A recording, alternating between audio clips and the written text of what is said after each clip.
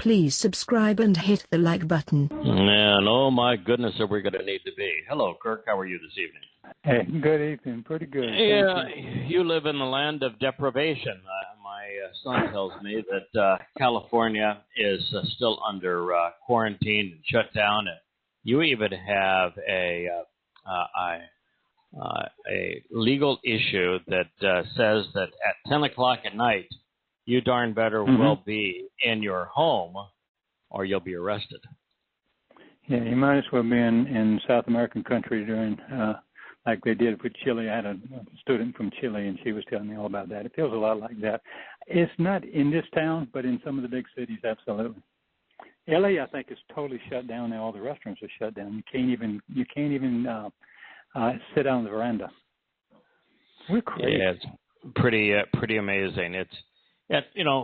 When this whole thing broke out, and this was now 8 months ago, and we said that those liberal governors that would feel some sense of jubilation over depriving people of their liberty and their livelihoods, that they were actually going to cause far more harm by their restrictions than this variation of the flu would ever cause. And, we have subsequently learned that the mortality rate of this disease is about the same as the flu. It's about 1 in 1,000. And we've learned that it's about as contagious as the flu. It's the worst possible flu because it carries elements of Ebola and HIV in with it. It was designed to do that. And so it's a really bad flu, and it's a national thing. But the fact of the matter is that we were right. That the consequence of moronic behavior by those who love a liberal allocation of government, where they want government to restrict people's lives and livelihood, to have authority over the means of production, which they know nothing about and have never in their lives contributed to, has had far more negative consequence than the death toll of the disease. I mean, we now know that 95% of those who die of COVID would have died any one of 5 serious medical conditions, even without the disease. That it was just a contributor to the death of those suffering from diabetes and obesity, vascular disease, heart disease, pulmonary disease. And that a huge percentage of those that contract the virus are asymptomatic. They don't have any symptoms whatsoever. And that unless you are in the high-risk group based upon your obesity or diabetes, which are often related, pulmonary disease or vascular disease, which are typically related, you really don't have much of a risk. And yet, look at us. We have literally destroyed our economy. We've destroyed our currency. We have made people hugely more dependent on government, which is exactly the opposite of what Yahweh wants us to do. We've deprived people of their liberty, which is the antithesis of Yahweh's intent. We have done the opposite of what Yahweh did for Adam in the garden. Rather than supplying him with a companion so that his life would be more fulfilling and enriching, we've deprived social contact. And as a result, men and women are engaged in far more spousal abuse, child abuse. Children are suffering from anxiety disorders significantly beyond anything we've ever experienced. Drug abuse, alcohol abuse are substantially aggravated. Suicide is way up. far more people are going to die as a result of our response to COVID than from COVID. And that's particularly true in countries like, the continents of Africa and throughout much of the world, where the response to COVID is depriving people of the very necessities to live. Mm-hmm. The only thing that we can say is a positive of the response to COVID is that it has given people an awareness that what they consider to be normal can change in an instant. Mm-hmm. We are just 13 years from the end of time as we know it. Probably 10 years away from from total anarchy. Yeah, total anarchy. Mm-hmm. And it is hard for people to fathom that anti-Semitism can materialize at the level that it's going to, the level that existed prior to and during World War II, that carnage will exceed that of the last World War. Poverty and economic collapse far worse than following World War I. It's hard for people to fathom that. At least it was prior to the response to COVID-19. And now we've seen not just the United States, but the entire world respond inappropriately. And you live in a place where the reaction to COVID is particularly draconian. Mm-hmm. There's really no opportunity for response. I was watching an article about a guy in Canada, a restaurateur, tried to open his smokehouse restaurant. Tried to do it twice. Mm-hmm. And the city has literally padlocked a private business, private property, and the city has put a padlock on it. He has to break into his own building. They arrested him for trying to serve meals. And it reminds me a little bit of the Jews who are condemned worldwide for building homes, where there was nothing but Merkel rubble. in particular. Yeah. We're going to condemn him for building homes. And this guy is being condemned for serving food.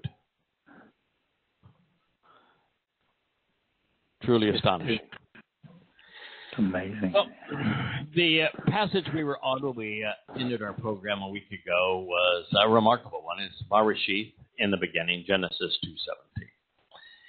2:17.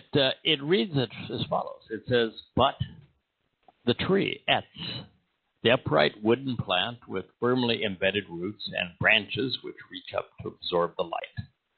It's from Atzah to provide counsel and advice for the purpose of developing a backbone by overcoming challenges, often mindful of, challenges often painful, or risk being shut out, masculine, of knowledge.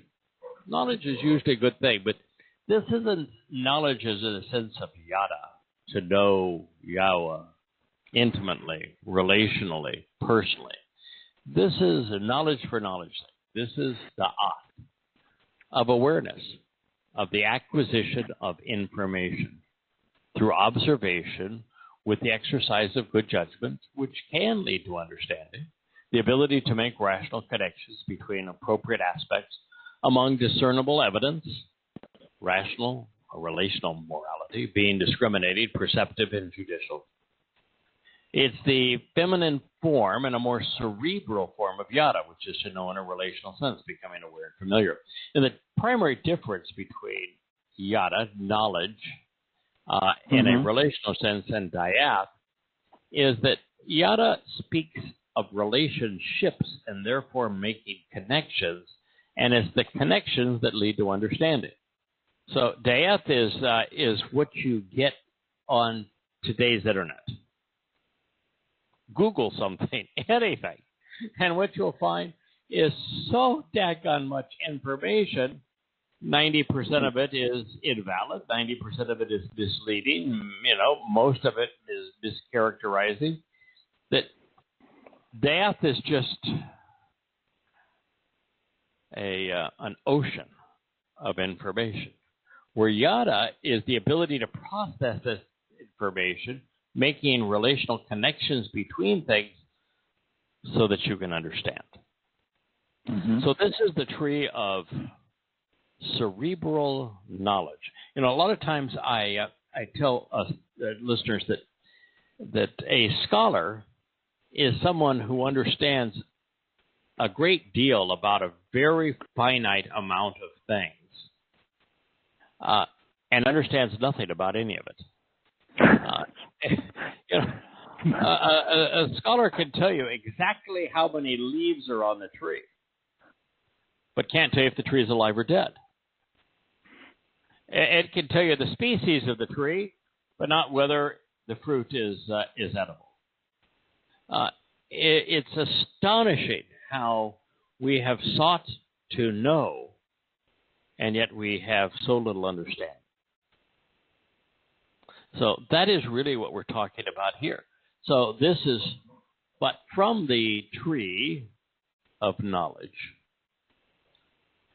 of good and bad. Now, normally this is translated as good and evil, correct? Well, but Ra is being presented as the antithesis of good. And the antithesis of good is not evil. The antithesis of good is bad. And so the primary meaning of Ra in this connotation, in this context, would be bad. So what is good? Good is tov, that which is beneficial and productive. I think that's your favorite definition of tov, beneficial and productive. Yeah, pretty good. Correct. Yeah. Correct Good and proper. Yeah, right. Favorable and enjoyable. Desirable and agreeable. Generous, pleasing, pleasant, festive, and joyful. So good is, there's a lot of aspects of it in Hebrew. And it's, to be pleasing, favorable, enjoyable, desirable, agreeable, moral, right, valuable, worthy, beautiful, generous, in addition to beneficial and productive. I'm not certain that Adam recognized all of these things. I think he understood productive. I'm not sure he understood correct, because to understand correct, you almost have to compare it to incorrect. Right. Certainly. I think he knew that he was in a very favorable and enjoyable condition. That's what Eden means. But he didn't have a comparison to what it was like outside of those walls. And so, did he know that he was agreeable? I don't know. Did he think he was moral? Probably not. Did the concept of right resonate with him? No. I doubt it. Yeah. Beautiful? Yeah, the garden was beautiful. Pleasing? Certainly. Pleasant? Yes. Festive? Yeah. Joyful? Certainly. In contrast to that, we have, but from the tree of the knowledge of good and bad, Ra. What's Ra? If I were to summarize Ra in a series of synonyms, it would be ineffective, counterproductive, errant, improper, disadvantageous, miserable, undesirable, disagreeable, immoral, wrong, worthless, meaningless, ugly, restrictive, displeasing, unpleasant, morbid, and, yes, evil, malignant, depraved, and sad. Everything Yahweh didn't want in a creature he invented to be part of his family is defined there. Yeah? Right. Yeah, the whole concept of man was to be effective, to be productive, Yeah. to be correct, to be proper, to enjoy the advantages of a desirable and agreeable, moral, correct, valuable, meaningful life that is liberated pleasant. It's Ra is the antithesis of Tov. That's interesting. If you look at Ra, Ra is man's view of man, isn't it? Man's perspective on man. Man looking at man. It is it's the aid and the roach. You know, so if you're an artist and you're looking at the letters, I mean, this is the ain means eye, and it's drawn as an eye, and these aren't hard concepts here. And the roach is a person's head, showing their ears, their brain, their eyes, and so it genuinely is man's perspective of man. And when you look at the eye is one of those letters that is symmetrical. It looks the same right from left. It doesn't lean in any one direction, does it? No. It's not true of the rosh, is it? No, not at all.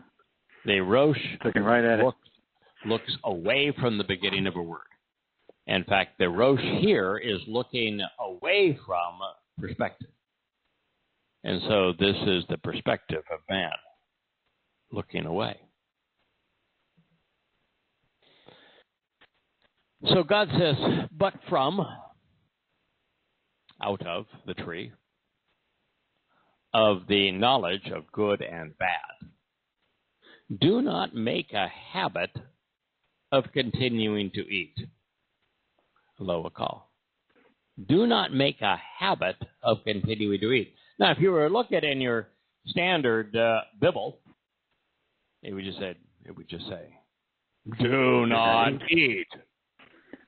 Okay, well, lo does negate a call, and the call does mean consume, devour, be fed, be nourished. But it was scribed in the call imperfect. Now, do you think that Hebrew has conjugations and stems, which it applies to every verb for no apparent reason? No, it's very apparent. It's very specific reasons, yes. Okay, so here we have a language, right, that verbs are liberated in time. So there's no past, present, or future tense in Hebrew. Well, that's pretty profound. So Hebrew verbs are like light. They exist in the fullness of time. Yeah, they exist in the fullness of time. But within the Hebrew, while there isn't a past, present, and future tense, there are two conjugations, and only two. Right. And the name for these two conjugations is so telling. Perfect. Yeah. Perfect and imperfect. Yeah. So if you were to say, what would you make of that? Well, God's goal is to perfect the imperfect. But what is the imperfect, and how does it differ from the perfect? Well, you know the difference between these two? Ongoing. Oh, yes, the ongoing, as opposed to one and done. It's simplest way I could explain it. Yeah. But this is not a one-shot word. Right. The perfect conjugation says that it is a completed action at some point in time. So it is an action, in this case consuming, that is constrained in time. So if I were to tell my dog, who has gutter gut at the moment, that means that she pilfered something from the trash. From the bad. Of course, it is our fault, because at some point we set something down that was bad for her to eat, and she ate, and she's been sick these last 3 days. Poor baby. Now, her eating of the trash was a one and done event, but it has ongoing implications. I can tell you, she's vomiting multiple times a day. It is a little blend of the perfect and imperfect. A perfect statement in Hebrew means that the action is constrained in time. An example will be if any one of the 10 statements that Yah etched in stone were written in the perfect, it would be like, don't ever, not ever once, commit murder. Yeah. Do not ever, at any moment in time, deceive. Now, if God had written any of that in the perfect, we'd be, as they say, screwed with that too. It would be Absolutely. over. Okay? Yeah, but game over. He didn't. Absolutely. He wrote them all. Yeah. Every single one of them was in the imperfect, which said, don't make a That habit of doing profound. this. Yeah, and that's so profound because that means that, well, I have, at one time in my life, I was political and I was religious. Well, both of those things would have excluded me from the covenant. Mm-hmm. However, but since these things were conveyed by God in the imperfect, all I had to do was stop being religious and political, and it was, from God's perspective, as if I never was these things. As a matter of fact, it's even better than that, because having been those things and have chosen not to be those things anymore, I'm in a very unique and exceedingly positive, uncommon position with Yahowah. Now, I've been working on volume 2 of Yada Yahweh, and was just dealing with a statement by Abram, and I'm trying to keep it real. Yahweh had taken Abram out to see the universe, all of the stars, the heavenly powers. I mean, Abraham was complaining, what am I going to inherit, God? I don't get it. I don't even have a kid. And so Yahweh took him out to explore the universe. And he even said to Abram, based upon your understanding now of what you're inheriting, from my perspective, you're correct, and thus vindicated.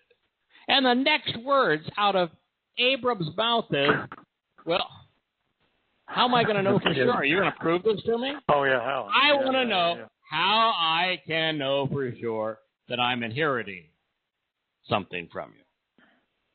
And you're just saying, I just wrote. I said, listen. I didn't say this, but the reality is, I want to say it now on the program.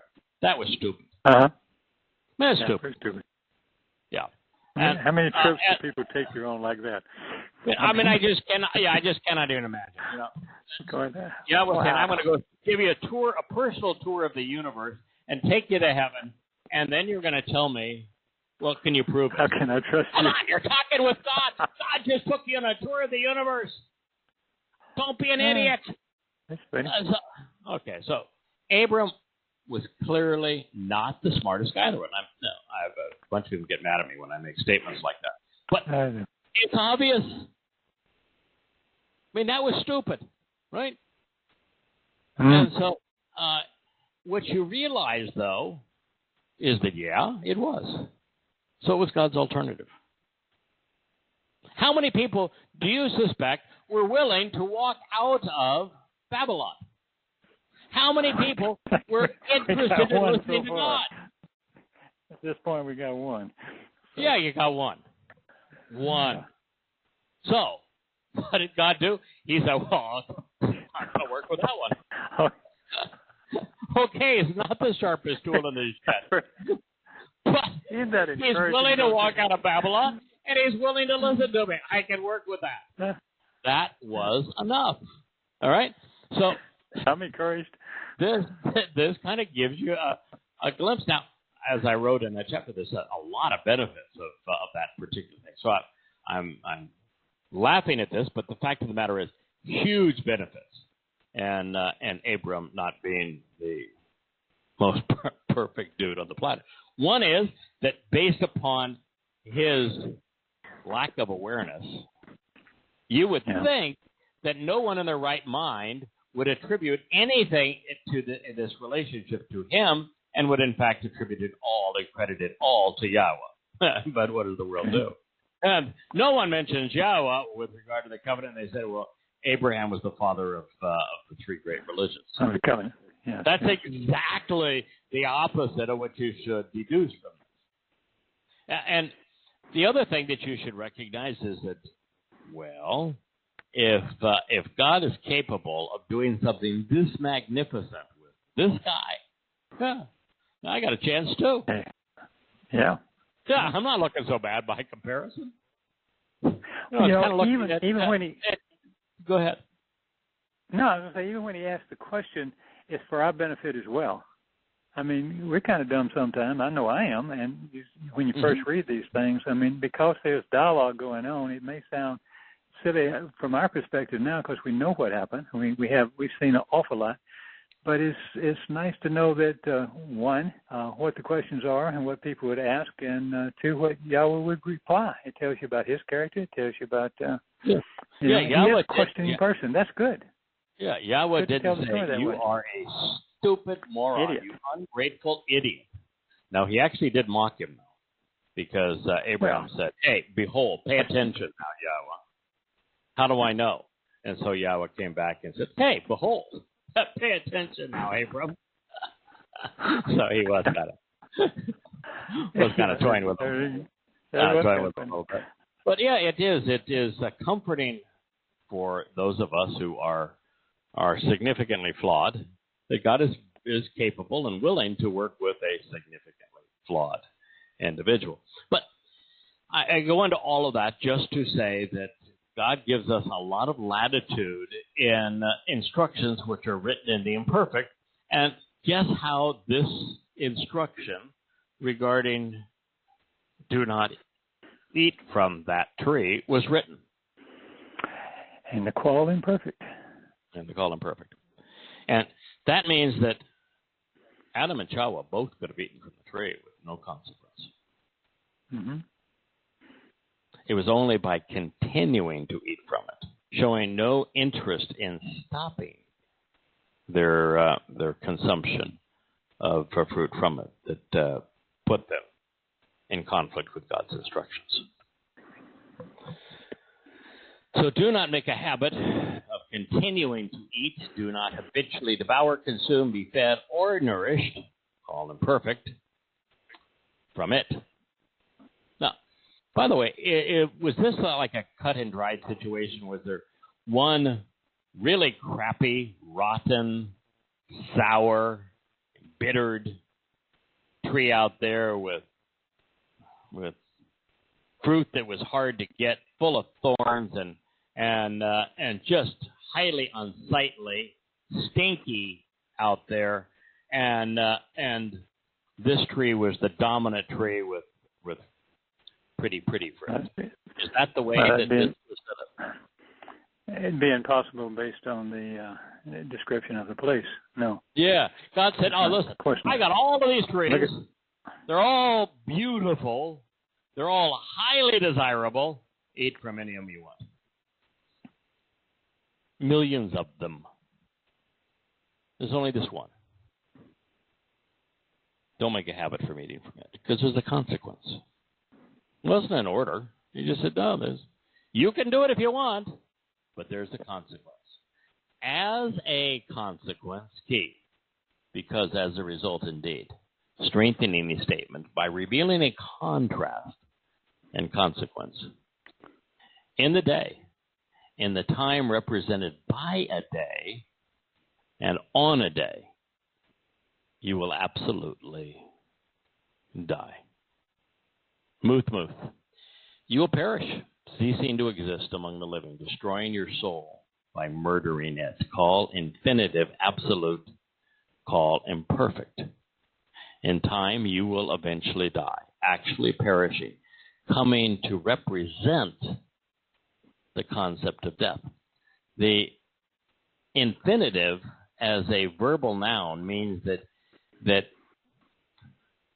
you're, as an individual noun, going to represent actionable death. You're going to come to be a living manifestation of what it means to die.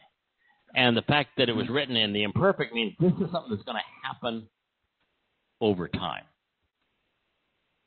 The call means you can count on this being true.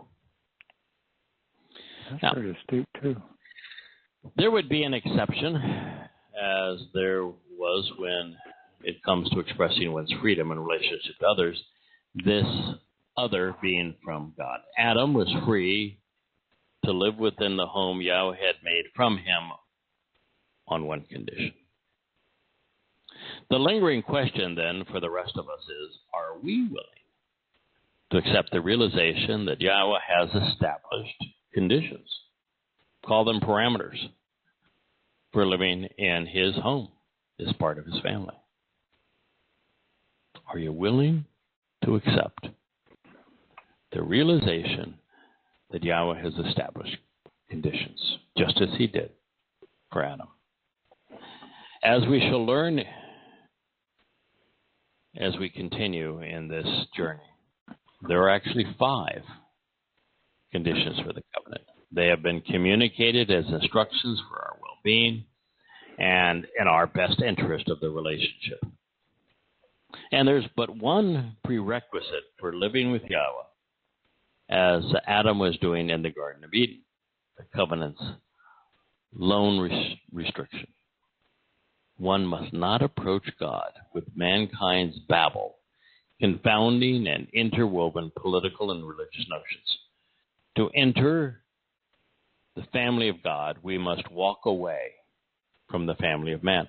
Now, babble means to commingle, to interweave, and to commingle. Well, was this not the tree of commingling? Oh, absolutely. You had 2 opposites here, right? Yeah, you this got was positive the and tree of negative, commingling. yeah. And isn't that the nature of religion? They mix together truth and lies. Oh, yeah. To look appealing.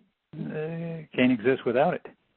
This is, in fact, the tree of half-truth, isn't it? That's a good term. Yeah, the most effective of all lies. What did you learn when you looked up the word etz for tree? It was, I was expecting to just find tree, but it goes in, and this is not tree that's good and bad. This is just tree. And it is, the first thing that I noticed is the first use was it's a fruit tree, which I thought that's pretty interesting, because God could talk about any tree, but the first one he ever talks about is this one. And that's pretty important to him. Right. But and in that tree, in that definition of tree, you have 2 things that we're kind of interested in. One of them is all the normal things that you would expect to find in a tree. Is plank, is wood. You can make a framework. You could actually make a house. So you have some positive and negative things you can do with the material from a tree, which kind of mirrors this conversation. You could use wood for fires to keep warm. You could make an ark. You could make like Noah's, you can make furniture, but you can also make wooden idols. That's all in the definition. Crosses, staff. You can have if it's a cedar tree, you could even use it as bug repellent. But in this particular case, we just stick with tree. But then another thing on the other side of it, I noticed that it is a tree, a trunk, a stem, a branch, which we refer to as a metaphor for the family.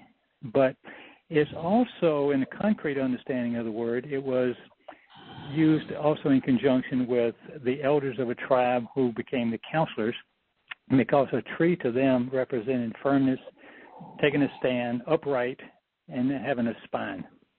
Yeah, that's exactly right. That's the key. That's the key elements of tree. Tree is something that's rooted into the land, which Yahweh wants us to be. In fact, I finally came up with a rational translation of when God is saying that that you look as far as you can see, and your descendants are going to can be counted as equivalent to the dust of the earth. And that's how everyone translated it. Well, I realize that's not what God said at all. What he actually said is that if you're able to understand the idea that you are integrated into, that you can become equivalent to the very essence of the land, then you will receive all of these benefits. And I think there's a lot of truth here that the tree is rooted into the land. The land is synonymous with the covenant. The land is synonymous with being part of God's family. and living in his home. And to be rooted in it is to be firmly established within God's home. And wind can be an outward influence of the Spirit, but can be also the outward torment of the storm, of Hasatan and his demons that can blow it over. But if you're firmly rooted, that's not going to happen. And the tree is something that absorbs light to grow. It reaches up to the light, spreads out to receive as much light as possible. And as it grows, it branches out, which is what Dode represents. He is the branch, fostering, promoting new life. So there is so much to it. Even the fact that as a tree fails, it still has value because it can be used as fuel for a fire, provide light, provide warmth, provide ambiance, and to cook shelter for animals. Yeah, and it can be a shelter for our homes and for animals. I mean, a tree is an exceedingly valuable thing, and of course, from trees they produce fruit, and fruit can be good or bad, as is the case here. You know, I went to my oldest dictionary, which I have an old fucking Wagnall dictionary from in the 50s, so it's about 70 years old, over 70 years old now, and I use it because it's more eloquent. And I was trying to say, if I can find all of that for a word in Hebrew, I wonder what tree says in here. And it does so little in our language, and it does. And the only reason it's more expansive than the other Webster is because it recites some of the same things about this tree of good and evil and so forth like that. So it's once again, I'm just mesmerized by this language. It's just who would put? We haven't even put an adjective next to the tree yet. We just have a tree, and it's got good, it's got bad, it's got good fruit. Yeah. Wow. Everything's good. To a large degree, this is the tree of Babel. It's the tree of intermixing good and evil. It's the tree of truth and lies. It is the essence of religion. Well, I did like one other thing you came up with last week. It was the tree of becoming aware. That's a good keep that in the mix because that's exactly that plays out as well. Yeah. So, in a cosmic sense, in eternity, when we are empowered and become seven-dimensional with the universe at our beck and call, God's instruction here would be like saying, you can visit and enjoy any one of the 400 billion galaxies that I provided for your entertainment, each of them averaging 100 billion stars, most with solar systems replete with a score of planets and moons. Just don't venture into a black hole because you will not be able to escape. Isn't that similar? Yeah, I got all the stuff you can have. Just don't do that one thing, because if you do, avoid the trap door. You're free to do it. But my guidance to you is don't. Bad idea. But I think that puts it in perspective. Yeah. The Hebrew word for tree, etz, is one you've just shared its root meaning. It serves as a metaphor because it has steadfast roots. It does not change location. Similar to the path to God through the Mikveh. They don't change location. In the case with those who engage with Yah, a tree is upright, just as we must be. Its branches reach out and receive the light, just as we should do. The most stalwart branch, as we've said, of the tree is David. He's a source for life for those who are nourished by the fruit of his Mizmor Psalms. In this way, the Son of God, our shepherd and Messiah, serves as our advisor and counselor. Knowledge, as you know, can be good or bad. Knowing how to read is not only good, but especially beneficial when observing the Torah. But if reading the Christian New Testament, the rabbinical Talmud, the Islamic Quran, the person doing so is ingesting toxins. In a very real sense, this was the tree of becoming aware, just as you mentioned. Yeah, I like that. That was a good line. Yeah. At this point, all Adam knew was Yahweh and the benefits of the relationship, the beauty of the environment as well. But by failing to properly examine and consider God's instructions, he would soon encounter Satan, experience what it's like to be separated from Yahweh, and then he would witness the worst of man. The acquisition of diath, of knowledge, is good or bad, depending on the credibility of the source, its reliability, and its intent. Today, that's really a problem because you got all of these videos, all of these blogs, all of these people with advancing their opinion. 99.999% of them are nincompoops. God, you know the number of times that I receive stuff in my inbox from people that are promoting a conspiracy of one sort or another. In fact, last night, my dog's Ralphing, and I've got to get up to Ralph, so I was watching a Netflix show called Conspiracy.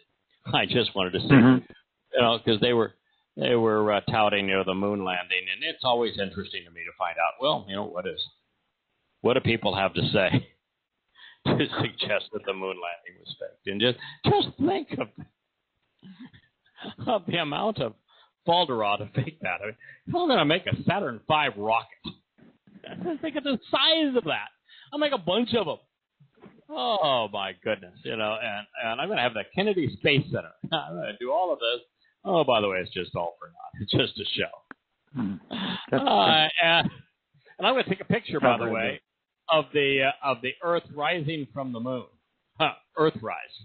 Yeah, but don't worry about it. That's just all computer graphics at a time when we didn't even know what a computer graphic was. Hardly. I knew what a computer graphic was. Or one was Pearl Harbor, which I actually think is a fairly interesting conspiracy. It has some very profound thing. I never thought about this on Pearl Harbor, but there was a fellow that worked in there wasn't at the time the CIA or the NSA, but nonetheless national intelligence, and he had spent all of his life in Japan, still an American, and he came up with this list of 8 things that would cause the Japanese to, because of their sense of pride, to respond and attack the United States. And because FDR had publicly declared that the United States would not engage in a war outside of the Americas unless it was attacked.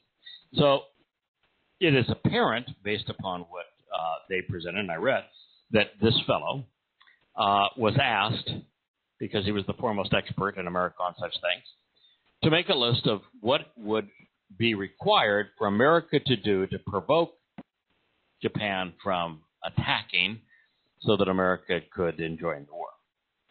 And he had these 8 things, and lo and behold, the Roosevelt administration implemented all 8 of them. Every one of the 8 things. And lo and behold, the guy was right. As a result of us doing all 8 of them, the Japanese struck. And just because a battleship was, about as useless as taking a pea shooter into it wasn't a really big pea shooter, but having a knife fight against somebody that's got a gun. I mean, it's just that battleships had no value whatsoever. So what did we do? We left all of our battleships, had them all lined up. This is called urban renewal from a defense point of view. But the only thing that had any value, the aircraft carriers, we send them off right before the Japanese attack. That's true. Okay. And we tell everybody there, don't worry about it. The Japanese are not going to attack, even though we had done everything we could do to get them to attack. Of Go out and play golf. You'll have a good time. And by the way, could you please make sure those battleships are all lined up pretty? Lined up. Yeah, Tight. and so it was really interesting to hear that. But the whole notion of conspiracy, because it's how man goes about mixing truth and lies to promote one agenda or another. Now, not all information where governments do things and you have evidence that they've done it is a conspiracy, and so sometimes it's a little odd to be presented it that way, but nonetheless, it is the acquisition of information in this regard has value, but it only has value based upon the credibility of the source. Is the information reliable? What was the intent of the information? Does the person presenting the information have an agenda?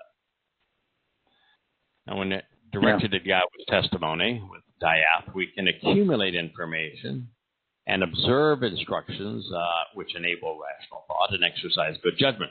By making responsible, reasonable connections along the way, which is more Yada than Diath, we come to understand the benefit of the relationship he intended.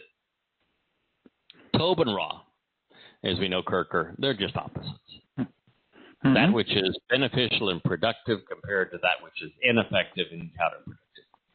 It is that which is correct and proper in opposition to that which is errant and improper.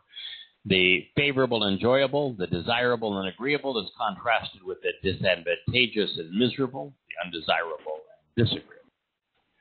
This is a referendum between that which is moral and right, valuable and worthy, even beneficial, generous, pleasing, pleasant, festive, and joyful, against that which is immoral, wrong, worthless, and meaningless, ugly, restrictive, displeasing, unpleasant, morbid, and evil.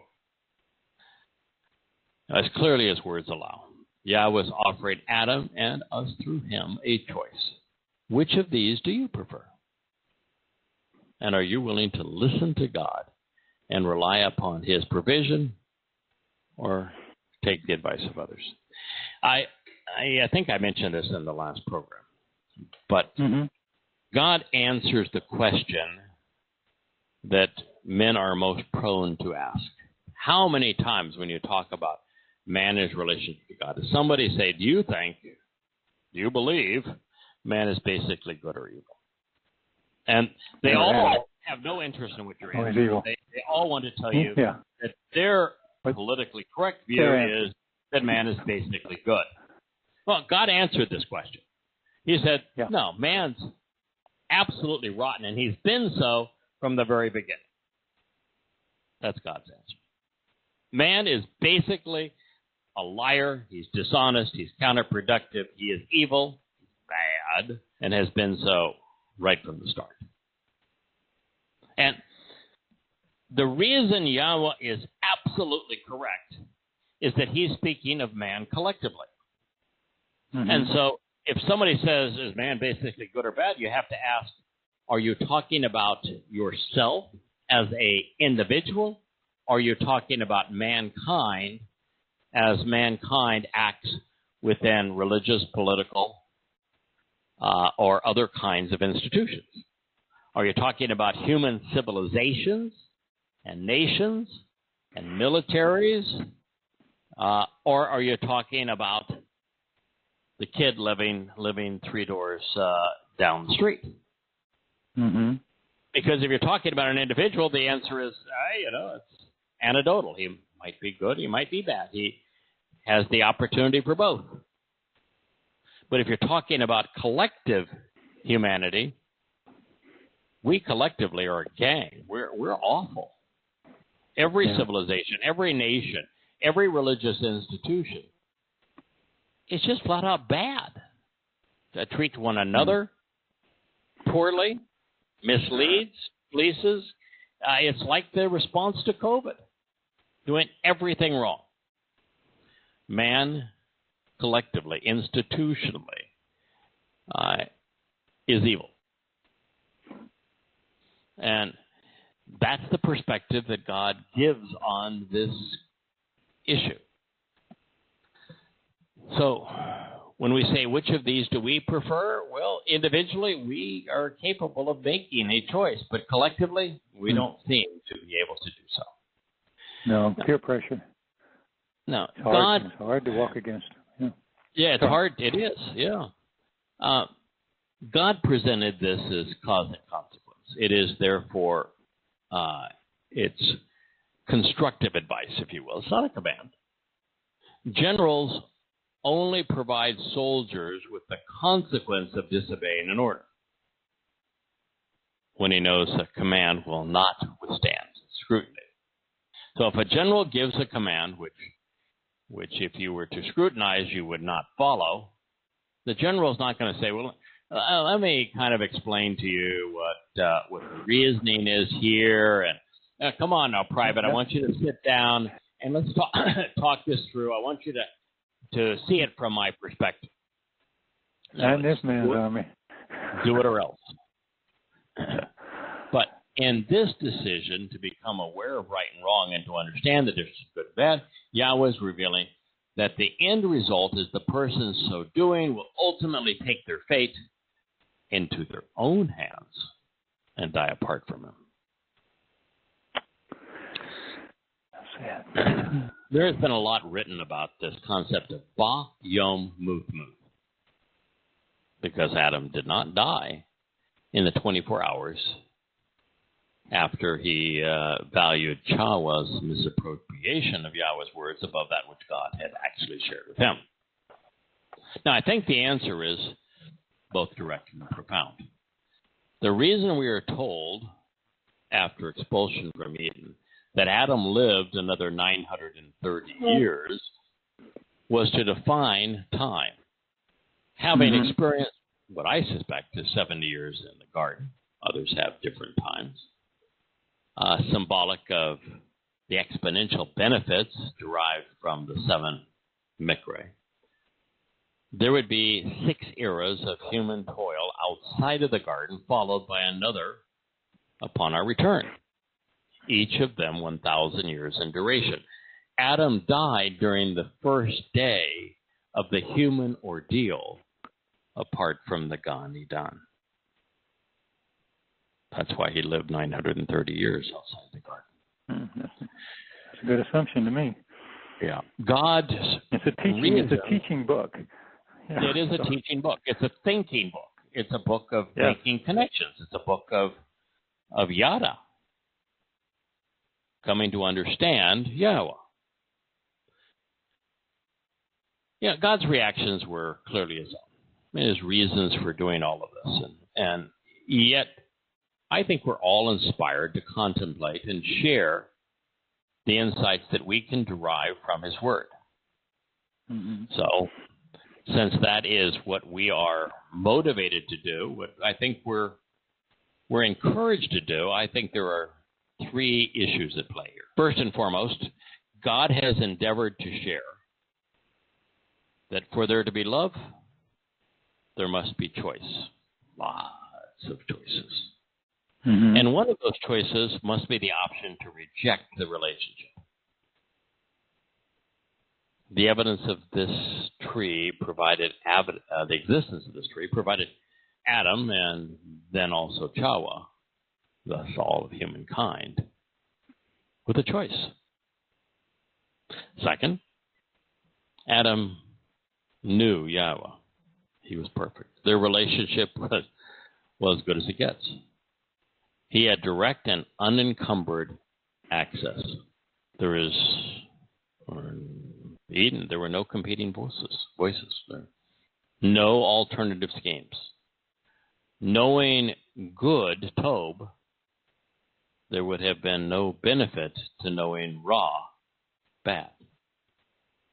In reality, it would have been harmful and counterproductive.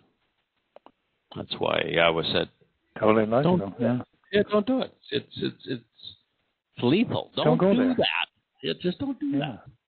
Third, Adam did not have to think his way back to God.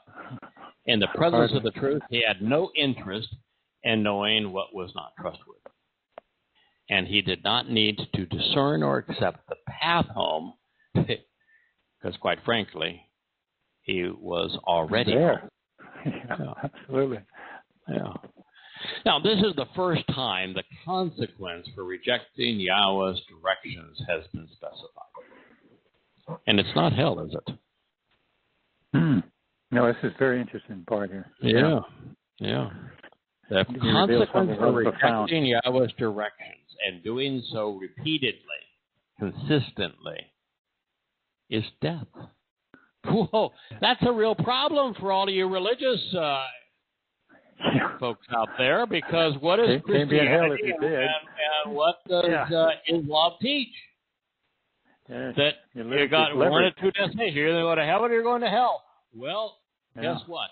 You present hell as eternal damnation. You present heaven as eternal life. Uh-oh. And you might just Yahweh said, the consequence of not doing as I have instructed is to die. And death is not a subset of either eternal damnation or eternal life. Ooh, that's a real problem for the religious. In fact, it's devastating. The first time I brought this up to a religious person, they were just mind twisted. I mean, they had absolutely no idea how to process this. But I said, there have to be, and there are, as you read the Torah and prophets, 3 destinations for human souls. And it has to be that way, because God speaks of death and the destruction of the soul. He speaks of eternal damnation, separation from him, and eternal inclusion, be part of his family. And for the most part, the consequence of ignoring his instructions is as it should be. You just cease to exist. He gave you mortal life, you bungled it. Yeah. At the end of your mortal life, it's just over. No penalty, just a consequence, just as the case was with Adam. A consequence. And the consequence is that your lease on life. Well, Abraham had 2 brothers to play that role. One went back to religion in Babylon, and the other one just didn't care. I mean, he was the snorer by definition. He just didn't care. But we had a thing, Terry and I had this thing when we were talking to 2 neighbors, and they were quite excited to know that was the third. There was a third option, and a lot of it, I think, was based not only that they didn't want their parents to go to hell, who they knew were not Christians. That made satisfied 2 of them, 2 different parties. And the other thing is when you said that Yahweh, what was it? How did you put it? And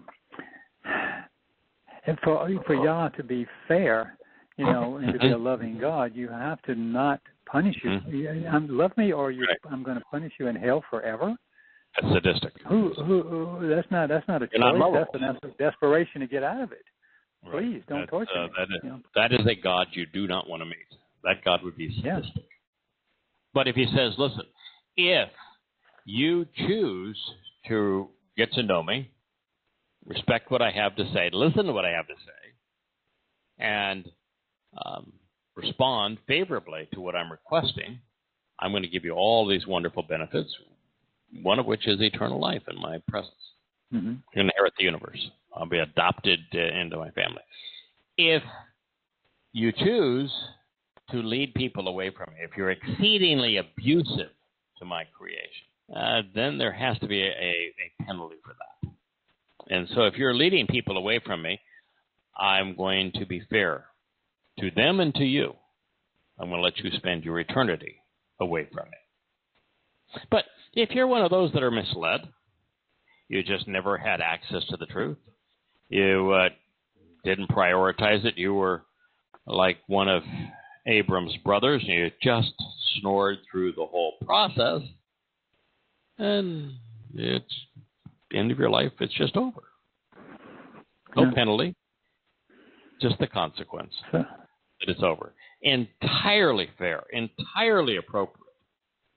And in fact, it's even more loving not to include the comatose in heaven, or the belligerent and misappropriating in heaven.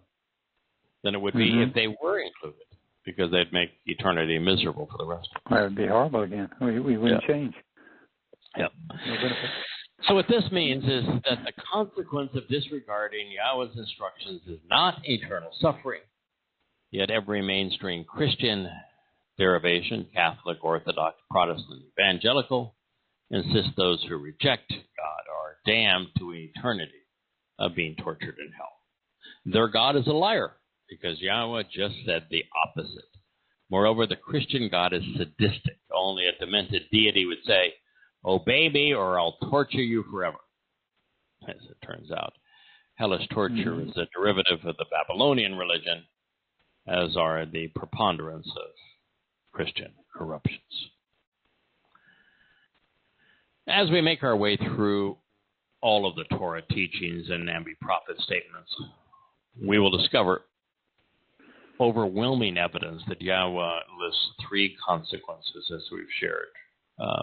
Not two. Therefore, it's reasonable to conclude that there must be three, not two, potential fates for human souls. The most often presented and most common result is death, the cessation of life, as it's depicted here. Those who do not Yada Yahweh, who do not trust and rely on him, will live for a short while, but ultimately death will be the end of their existence. Upon their mortal demise, their souls will cease to exist. Their bodies will return to the earth from which they arose. For the overwhelming preponderance of people, there will be no eternal life in the Father's home, nor hell by any definition. The two better-known consequences exist as well. There is a place of eternal separation, complete exile from the garden. While there is no fire in it, no torture, Sheol is a lightless prison. The closest known allegory would be a black hole, where nothing escapes and time remains eternal. Only those who are actively engaged in leading people away from God, which would be most religious and political rulers and many in the media, academia, and social leaders, will endure this fate. They will join Satan and his fellow false messengers known as demons there. If you go, you'll have the opportunity to meet, every pope. Sheol will be a very religious place. The consequence of listening to Yahweh's instructions and of accepting his advice is to live forever with him in his home, like Adam could have done in the Gan Eden. His advice is to live forever with him, whether that be in Eden, Yisrael, or in heaven. Those who rely on Yah become covenant, his children, and they inherit all that is his to give. After serving with him during the millennial Shabbat, starting on the Mikra Sukkah in 2033, and enduring 1,000 years thereafter, they're going to be equipped to camp out with God for all time. Make this choice. Yeah, look me up. We'll go off and explore a galaxy together. We might even play golf if we can figure out a way to play golf in heaven, where there is no uncontrollable slice, there are no duck hooks, where you never top a ball, where you read putts effectively, and yet it's not so boring that every tee shot stripes down the middle of the fairway at 300 yards, nor does every approach shot roll up and trickle into the hole, as that would be boring, even if the scenery were like Pebble Beach or Old Head or amongst the most scenic golf courses around the world. I just don't think it's ever going to be boring. I think we'll continue to have free will, and it's going to be an exciting forever. So we'll go out and have some fun. I'm sure we will. Yeah. Now, what's really interesting, Kirk, is after this discussion of the tree of the knowledge of good and bad, and to say if you make a habit of eating from it, in that day you're going to die. That's it. Didn't belabor the point. Nope. And sometimes that's one of our problems. We continue to drive something home to somebody who's okay, already. I mean, if you're talking this much about it, I got to try, you know. What are you trying to hide here? You know, what's so good about this thing that you don't want me to even try it? And no, God said, that's it. No, I've given pretty you much instructions. one-liner, isn't it? I didn't think about that. I've given you instructions. Let's just move on. So now Yahweh is giving the instructions to Adam, and this is what he says. Yahweh Almighty said, "It's not good. Lo tov. It's not productive or beneficial, correct or proper, favorable or enjoyable, desirable or agreeable, moral or right, pleasing or joyful, for the man Adam to exist alone by himself." Could you please send that to the governor of California? It is not good for man to be by himself. No. Could you send that to Dr. Fauci, please? Maybe Governor Cuomo. It's not good for man to be by himself. He's a social creature. We do not do well in isolation.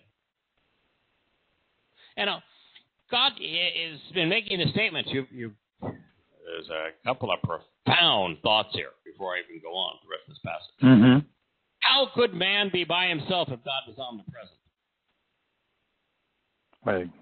But he's not. It's impossible, right?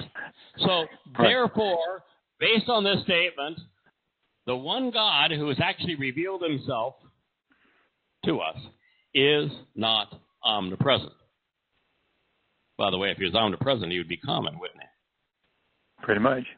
He'd be in every religion, wouldn't he? He'd be in every church. He'd be in every mosque. He'd be in every synagogue. He'd be so damn confused he didn't know which way he's coming or going. He'd be a secular humanist and a Christian. He'd be like Barack Obama, even a Muslim.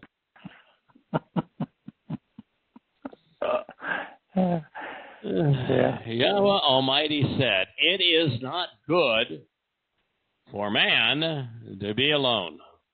Oh, my.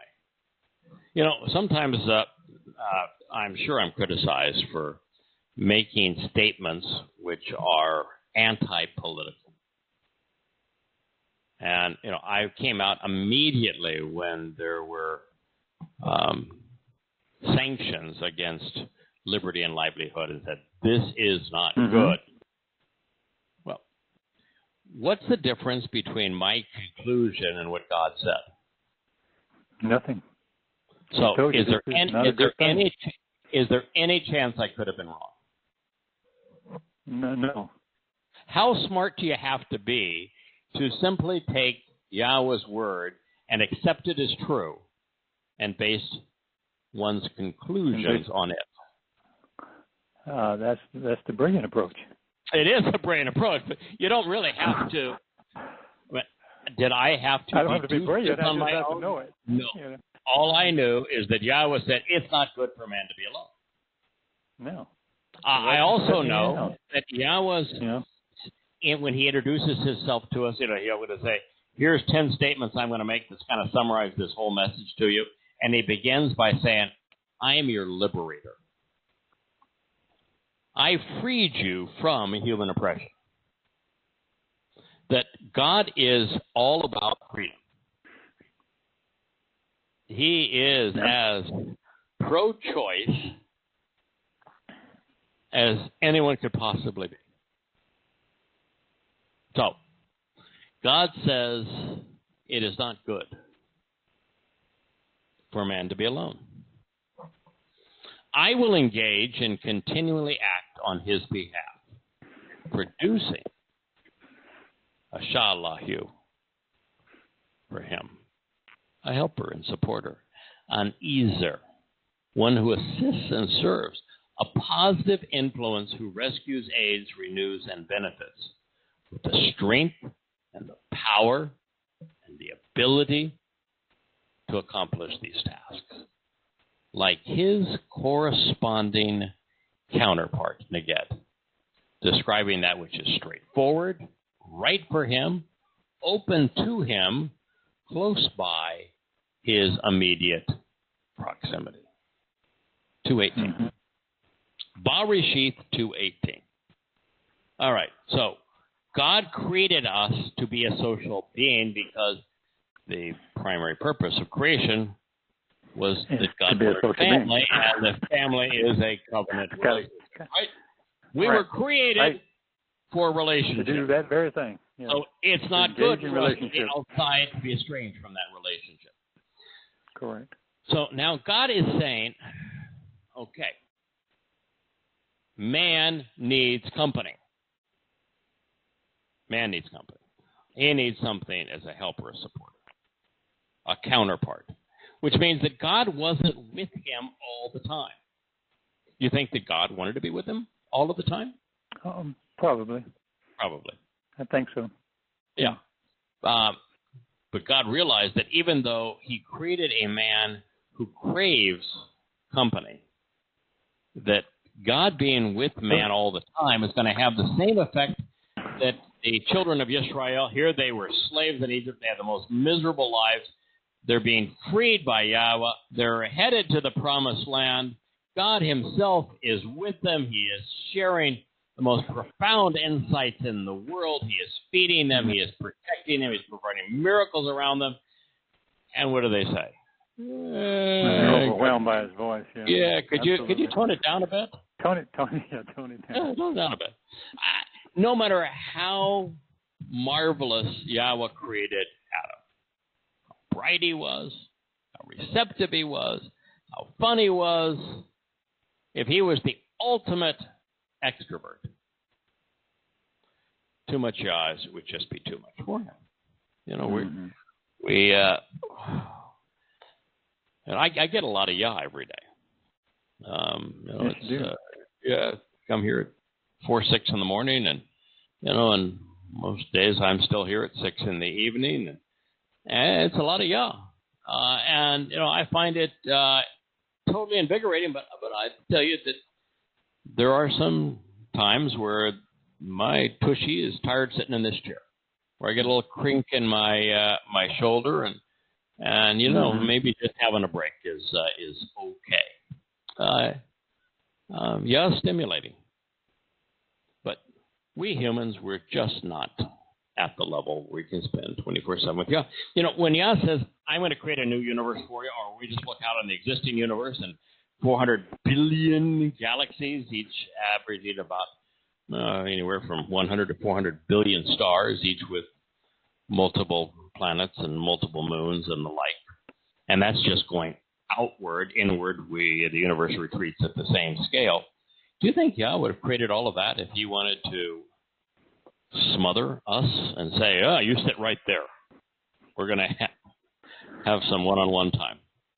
We're not going to. We're going to do it in the imperfect. It's going to be forever. Do you think that Yahweh recognizes that? Yeah, it's going to be great to be together, but we also need to go off and explore on our own, and then come back and share what we've learned.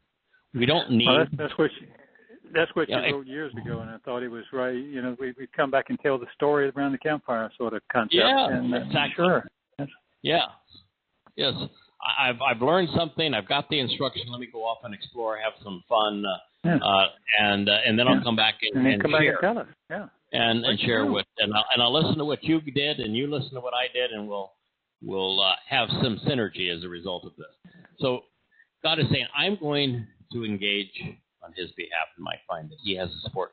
Someone else that is like him can help him. That's brilliant. After presenting the tree of the knowledge of good and bad, Yahweh presents something that is exceptionally good and beneficial. I would like to go so far as to say that in the statement and in the next several, Yahweh has more clearly revealed his character and the nature of the relationship he desires than in any statement which precedes or follows it. Yahweh created humankind for the express purpose of the covenant relationship. It was intended to be rewarding for him, and even better for us. And for this purpose, the ultimate Tob, we were conceived as social beings. It is not good for us to be alone. I have to remind my introvert wife of that from time to time. In fact, solitary confinement, at least for us extroverts, is torture. There's a little of being on the raft alone if you're an artist, and she's an artist, so she has to have some time, and it's hard to read a book collectively, as a group exercise most of the time. But so you have to cut her a little slack there. Yeah, Even when she's having her re-energized time, has got like 18 tabs on her computer open, and she's listening to 15 lectures, 4 or 5 documentaries, and reading and studying 4 or 5 different sources on archaeology and on genetics. So, it's even her alone time is filled with lots of voices chirping in her ear. But she can control them all because they all respond to a click of a mouse. So God had only 2 options. He could either dominate Adam's time and be with him every waking moment, or he could provide alternative company for him. The fact that he was willing to share the man he had worked so hard and so long to conceive with someone else speaks volume about his nature further. When we consider how attractive God made the alternative relationship and how perfectly woman was designed for man, we get a glimpse at his generosity as well as his eye for beauty. Woman is indeed beauty. Yep. He's a romantic. He is a romantic, and he is a better artist even than you, my friend. Yeah. Agreed. Yeah. Fact is, man is nothing without woman. He can't be fulfilled. He can't survive. For humankind to correctly perceive the intent of the covenant, we would need to experience love, marriage, family, working together towards a common goal. Yeah. Well, the woman would provide Adam with tremendous happiness apart from Yahweh. That was not all this offer of assistance represents. The concluding statement does not actually say that Yahweh made someone for Adam. By using Ashalahu, God actually said that he engaged on Adam's behalf, acting in his interests. He was our attaché. He was our personal assistant. Asher means that God went to work on behalf of this man, serving him. And when spoken in the full and perfect, it means that his labors were genuine and ongoing. God makes a practice of working on our behalf, which is really Isn't that amazing? Isn't that amazing? Yeah. But it should be that way. Yeah, I know, but God chooses to work through man. That's just his style. That's why he created the universe. It's a unique aspect of the way he engages. The fact of the matter is, he really doesn't need us. I mean, do you think that Yahweh could have imposed himself on the Egyptians without the 80-year-old shepherd? Or do you think that he really needed an 80-year-old shepherd to pull off the exodus of his people? No, that was fun for him. That was really fun for him. Let's go do this. Let's go do this. He wanted to do it with someone because it's much more fun to do it with. You had to beg him. Yeah. Come on, this be fun. With someone. So clearly, that is God's intent. So Chawa represents a tremendous amount in this story. Now, by coupling Asha and Izar, we are presented with a picture of God as our helper and our supporter. God is assisting and serving man. Yahweh's willingness to Izar positively influence, rescue, and renew, aid and benefit man would be Neged, straightforward, right for us, open and available to us, close by in our immediate proximity. And it seems to me that Yahweh is using woman as a metaphor for someone even more vital to the survival of humankind, the set-apart spirit. Yeah. Now, what's interesting here is that Woman wasn't actually God's first choice. No, he doesn't go parading animals. The next line isn't, and Yahweh created Towrah from Adam. In fact, we don't even learn her name for, oh my gosh, well, it could have been 30 or 40 years for all we know, but we don't even know her name right away. No, what did God do? He says, let's introduce you to the other life forms, the animals. Maybe there's a companion there. You know, if my dog didn't eat trash, and if she wasn't a Jewish lab and stubborn and only don't do it, Adam. When called, you know, she might have been a really good companion. She's a sweet soul, but she has her limitations. It's you know, it's not like I'm going to have a thoughtful conversation on the Torah with Asher. And so, you know, Yahweh introduced Adam to the full range of animals. That would mean that they laughed over the platypus and the aardvark. They probably had an argument over the no-see-um and the mosquito. And they probably had giggles when they met with the hyena and said, that is a really awkward creature. I say, ooh, that's a cheetah. Now that's elegant. You know, you got to be real. He must have told him you got to be real careful when, as a naked person, to run. If you're going to go over there and examine that porcupine. Be careful of that. Or do you think that Adam said when he first saw the chinchilla? I bet that would make a comfy coat. Coat. I really don't know. But since Yahweh paraded all of the animals before him, what would be the most interesting animal outside of the garden? Okay, it has to be the Homo sapiens. Yeah, which means that I know that. Yep. So there'd been Homo sapiens who would have been both man and woman. Even before he created Towrah out of him, which means with an Asalma. But without an Asalma, there was really no one that would be interesting enough to occupy his time. Yep. So Towrah, a name which will be revealed later in this story, is indeed presented as a metaphor for the state of our set-apart spirit. She is our helper and supporter. She's the one who assists and serves us, our succor who rescues, aids, and renews us, providing the benefits of eternal life based upon a reestablished relationship with Yahweh. She is a life giver, a protective shelter, which is all what Towrah means. But let's not get ahead of ourselves.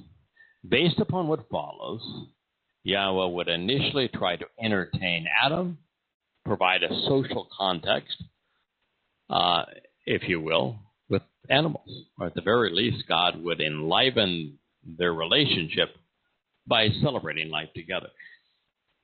Since this is the first thing that we are told that Yahweh and Adam did together, it's a 1-2.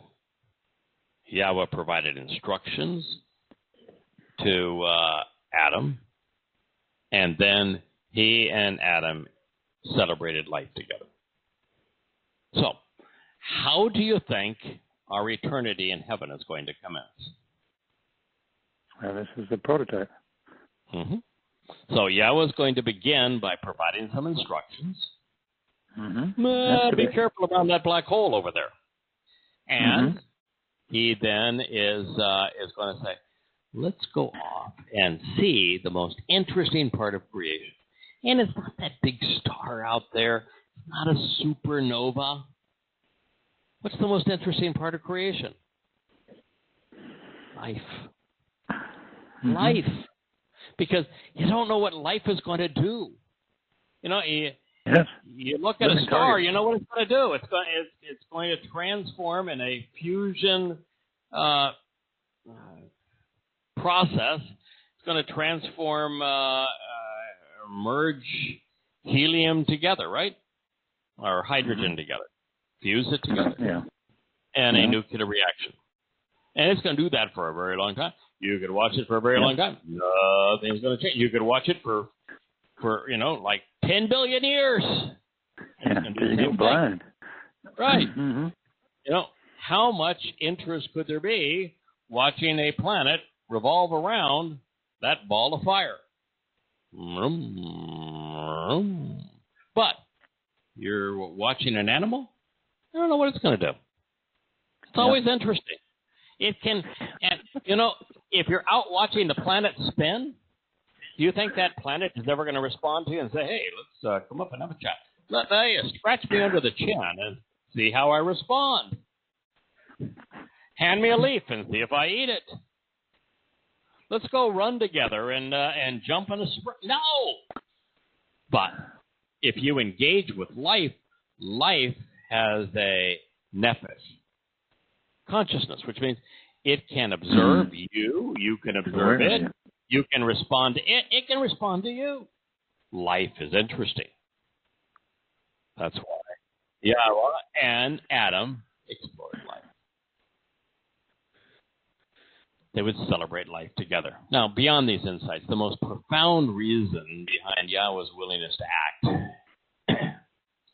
in our interest is that for there to be love, man would need to explore and experience its every dimension. And for there to be a meaningful choice, the other option is very appealing. If the choice is not to God, can you imagine how appealing that option has to be for it to be credible? Mm-hmm. So when the alternative is God, spending time with someone else would have to be exceptionally alluring and rewarding. Moreover, the relationship would have to be complementary, in that by man choosing to be with another companion, he would not be avoiding God, but instead would come to appreciate God's nature all the more. Also interesting in this regard, neged means to correspond, which is to be in conformity and in agreement. The Ruach Kodesh brings us into conformity with Yahweh's instructions. When we are born anew from above, our spiritual mother makes us more like God, ever more equivalent to Him. So we have reached the conclusion of our broadcast program. We'll spend just a moment or two in the non-broadcast portion. We do have a lot of folks that listen to us on the telephone, and they can still hear us. And, of course, we're still recording, which means the 99% of people who listen to this show by way of archives can still hear. But, I had a friend that wrote me earlier this week, and he said, if I present a 2-minute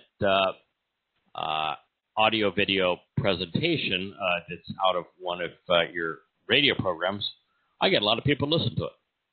If I present a 10-minute, there's some people that listen to a little bit of it. If I present it as, the full hour and a half, nobody listens to it. So that's encouraging. Gosh, thanks a lot. Yeah. Well, obviously, they aren't quite as enamored with all of this than we are. And we are. I mean, quite honestly, we are enamored by it. We got the bug. We truly are. Yeah, we just do. We love everything about Yahweh. We love His words. We love His conjugations. We love His stems. We love His moods. We love the letters that He uses to comprise His words. Even the grammar. We even love the grammar. We love the whole thing. We tolerate the grammar. We just love the whole thing. And so, I'm sure that if you weren't quite as excited about Yah's teaching as we are, then an hour and a half of it would be more than enough. It would be more than enough. Too much. So, they have other choices, other companions. So it's interesting here that as a humorous aside, and perhaps a jab to Christians, by combining the primary and secondary meaning of bad, God said that it was bad, estranging and separating to carry a cross. That's what B-A-D means in Hebrew. It's a strange gene. Well, and realistically, do you think that you're going to humor God by walking around with a dead God on a stick? Or torturing your God? You're never getting off this stick. I want you tortured and dead forever. I don't think that. I want to display you everywhere I go. Yeah, since God was celebrating life, my guess is that he's not interested in celebrating the idea of man killing him and torturing him to boot. If he's going to have a symbol of his relationship, it is not going to be a dead God on a stick. Maybe a menorah, which has 7, candles of light of man, 6 plus God, who is 1, being illuminating. And if all of this was not enough to get our attention, bad also means branch, and it's the Torah's most enduring symbol of David, who is both the Messiah and the Son of God. It is by listening to him that the doorway to heaven is open. So before we leave this profound declaration, realize that while Yahweh said that he would be Adam's helper and supporter, God routinely refers to himself as our helper. So it's not a pejorative term. In truth, the one who serves, the one who rescues, the one who renews, the one who restores is greater than the beneficiary. Leigh and I have come up with met some people on the island here that they're new to the island, and there's a mom and her daughter, and they are just the most interesting, sweetest people with character and fun to be around. And so we're constantly giving them things, and it is, there's this notion that the beneficiary ought to be the person who gains the most, but it's just not the way it works. We actually get far more enjoyment out of these gifts than they do. And it's just, that is the nature, the very thing that God is saying, that by being the one who contributes, he is enormously satisfied. It doesn't cost God anything to entertain us, to enrich us, to enlighten us. It doesn't cost him a thing. And look at the benefit for us. So it's natural that God would want to be like any parent and be especially generous.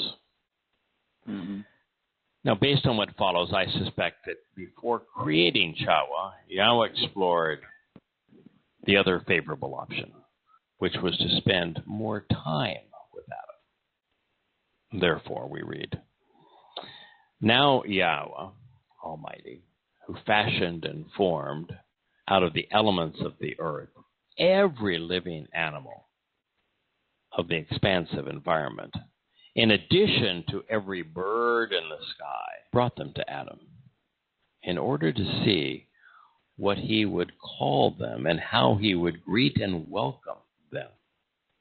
Therefore, everything for the benefit of the relationship that Adam approached and designated, called out to, and encountered, that became the name and reputation of that living soul."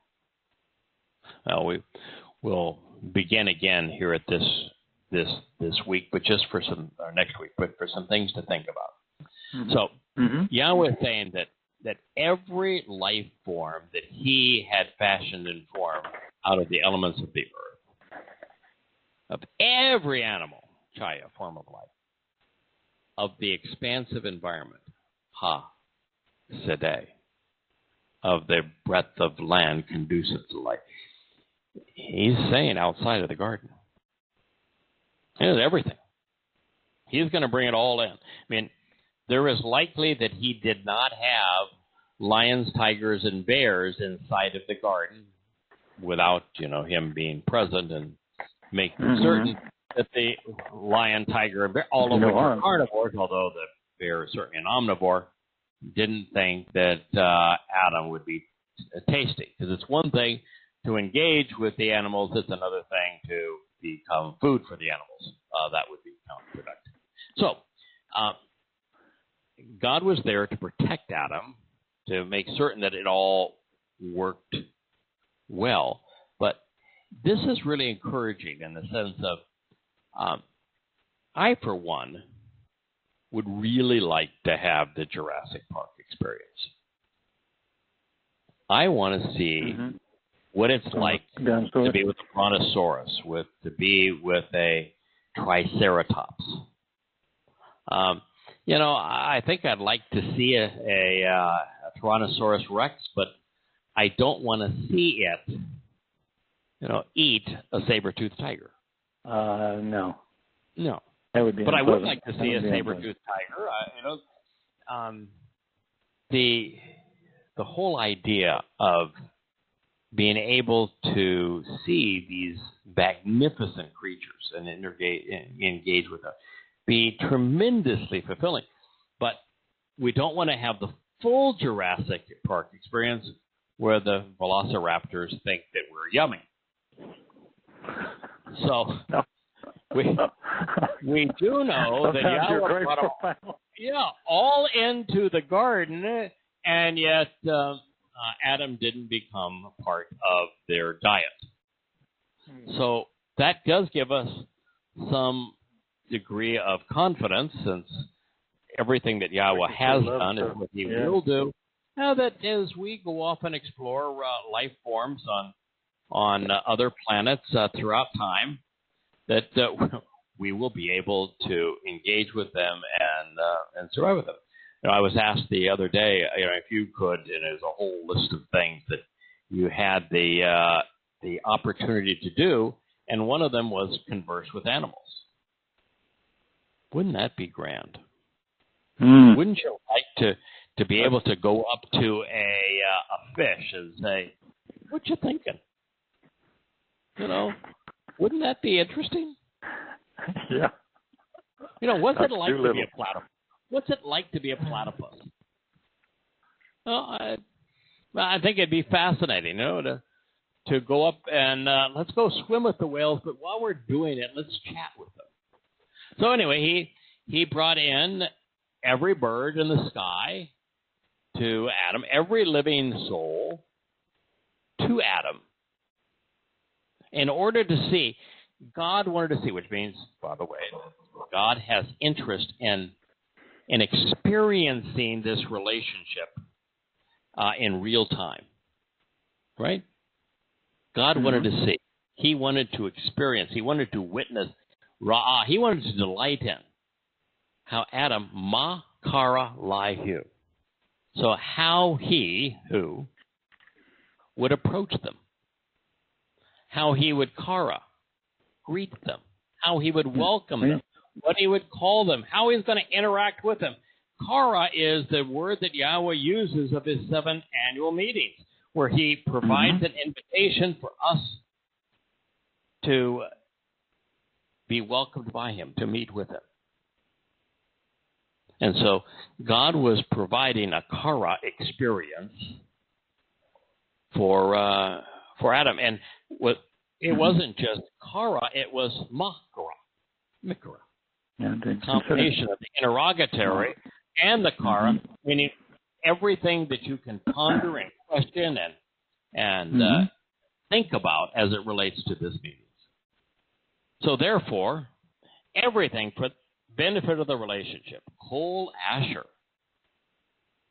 as Adam approached and designated, called out to and encountered, welcomed these animals, that became the name and reputation of that living soul.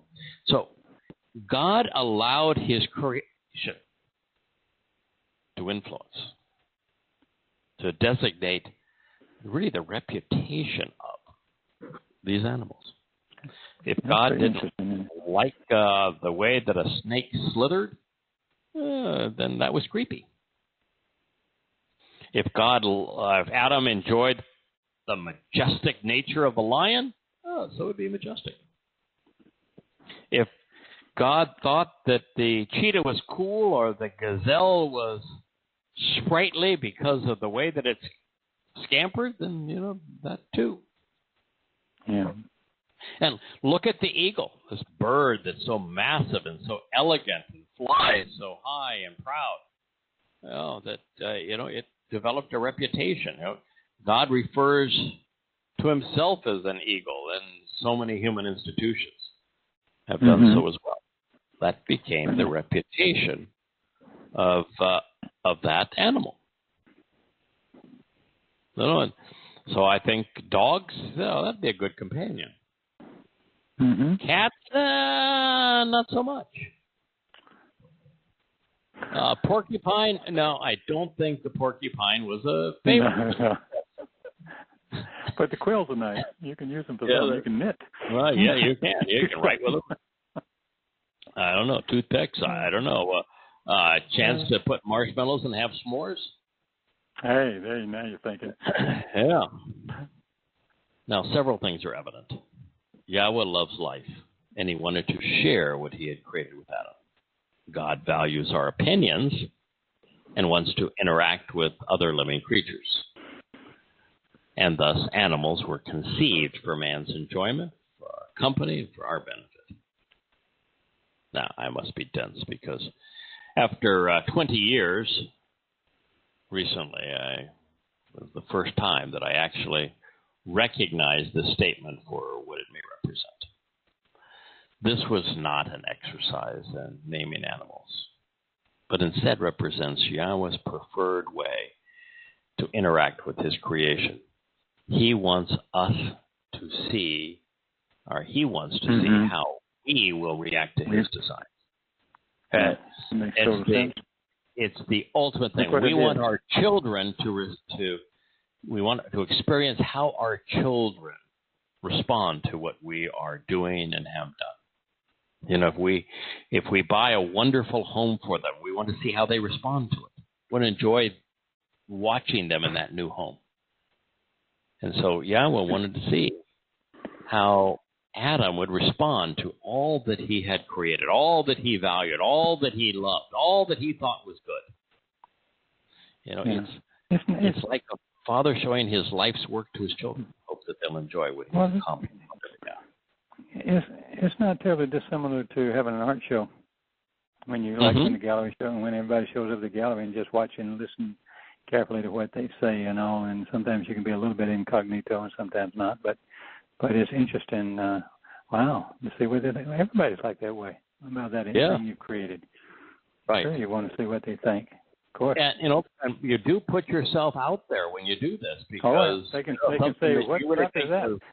Yeah, so he actually legitimately wanted to see how Adam was going to respond, which means that he was ready for surprises. He was ready for Adam to say, come on, God, the platypus, what a joke.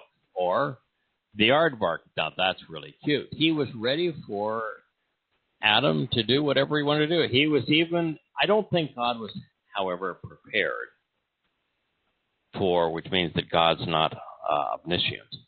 I don't think he was really prepared for Adam to go through all of these animals and not find any one or multiple life forms that would provide the kind of socialization and interest that Yahweh would need. Because I think Yahweh... surprising that he didn't like a horse. I mean, that would be wonderful. I mean, I grew up with horses, so to me it's like, wow. Go ride them. Yeah, you can ride one.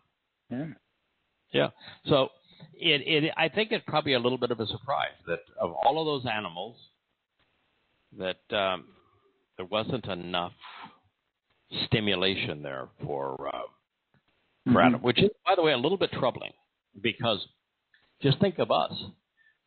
We're going to go off and explore the universe. If life isn't stimulating, if interacting with life isn't satisfying for us, it's less enjoyable in the situation. What are we going to do? What are you going to do? Yeah, what are we going to do? So that's asking a lot of God to create an environment where we're satisfied, entertained, happy, socialized forever. Right? Yeah, the ultimate Netflix. Yeah. Yeah. Wow. Yeah. God put it on the line here, and he put it on the line for Adam, and Adam says, it's just not doing it for me. Now, part of that may be that Adam had this lots of one-on-one time with Yahweh and say, hey, come on, there's nothing here that compares to you. Yeah, okay. Could have been. Fair you enough. know, maybe. Fair enough. Yeah. Maybe. Could have been, yeah. Nothing there with an asama, so couldn't think like Adam thinks. Not a single one of those animals would have had the vocal capacity for communication. Sure. No stimulating conversations. So, you know, who knows? It could have been a whole series of things. And my guess is that there just wasn't another animal that was as interesting as spending time with Yahweh. So I think kind of our looking forward here is that we want to bring something to the relationship with one another and with Yahweh. So it is incumbent upon us to go out and enjoy these interactions and experiment a bit so that we can bring back the results and say, look what we did. Yeah, and you won't be doing it alone either. I mean, he's talking about he's not going to be here, and I'm leaving me with this dog or this horse. Right. So maybe it was, but if I got this new digital camera and we took pictures of this place. Can you believe how beautiful it is? Come on, everybody. Let's go check it out. This is really spectacular. So I do think that we're going to be fully stimulated for all eternity. But the fact of the matter was that Adam was not. But there's also the possibility, and just in all fairness, that it may have taken Adam a long time to reach this point. Adam may have found that his time with Yahweh and interaction with the animals was in fact stimulating for 70 years, or maybe 10 years, maybe 7 days. We aren't told. But long term, it wasn't enough, and God. We're going to read a lot about Adam and Chawah and the difference between men and women, and what Yahweh conceived, and how we respond to Him. There's so much of what we're going to learn in these next few programs as we analyze what is to be known, what can be learned by what transpired next in the Gan Eden. And this is not just an interesting story of what occurred. That's why we constantly are expanding our perspective on this so that we understand that what was is what will be. And so if we can glean what happened there and understand it, we know what's going to happen in eternity. And come to appreciate it. And so that is why every nuance that can be gleaned from Bereshith, Genesis 2 and 3 it's Tov. It's really, really, really good. Although there was some raw that took place and there as well, but even the raw was interesting. Yes. All right, my friend. Well, we wish everyone a happy Shabbat. Great fun for one and for all, and we look forward to being with you this next Shabbat. May Yah bless you all. Yes, sir. Good night. Shabbat shalom. Shabbat shalom.